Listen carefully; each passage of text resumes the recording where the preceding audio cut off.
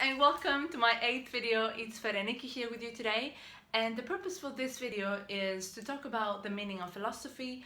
I want to challenge your perception of what that word means and what it is, and I want you to leave this video with a new light, a new idea of what philosophy is and how you can use it in your own life.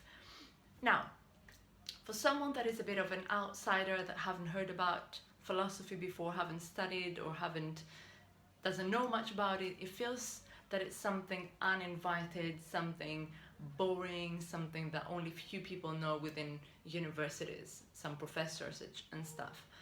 For some other people, it might be something exciting, something to think about, a bit like interesting to read, but haven't done lots of work about it or around it. I mean, it's all fine. In terms of the professions in the university, I think it's something that it has been kept within universities for so long, but that's not what philosophy is in its original meaning and purpose. So let me differentiate the two. The academic philosophy is about examining and investigating what we know as humanity, so the collective knowledge we all have as humanity. Professors in universities, they challenge that and they examine that knowledge.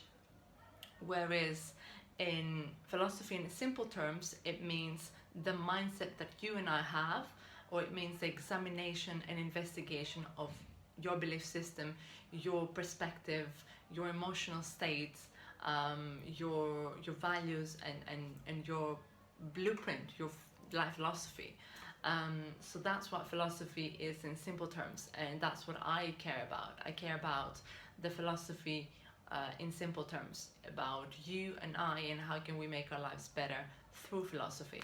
I'm not interested in the academic philosophy. So essentially what I want to talk to you about today is all of the problems that we have nowadays, all of the challenges that we face. Philosophers have found answers to those questions before. So it feels like we sit on a gold, but we don't know how to use it. That's how it feels, and it's really sad. And I've made use of it. Philosophy has played a hugely valuable role in my life. So whenever I had a challenge or adversity or a problem, I would always go back to what philosophers said about this. For example, when I was playing beach volleyball and I was losing, I was going back to see how can I win, what is the psychology or the philosophy of winning.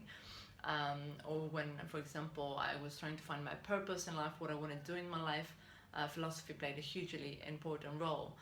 But also when it comes to love, what is love and how can we find it, or what it means to be loved, and all of those questions I had when I was growing up. I remember reading one of those evenings that Plato had with other philosophers in ancient Athens, and they were discussing about love and sex and life in general. And Plato said that the definition of love is admiration, and that resonated so well with me, because when you admire someone, it's so easy to love them as well, isn't it? So love and admiration, they're not far apart.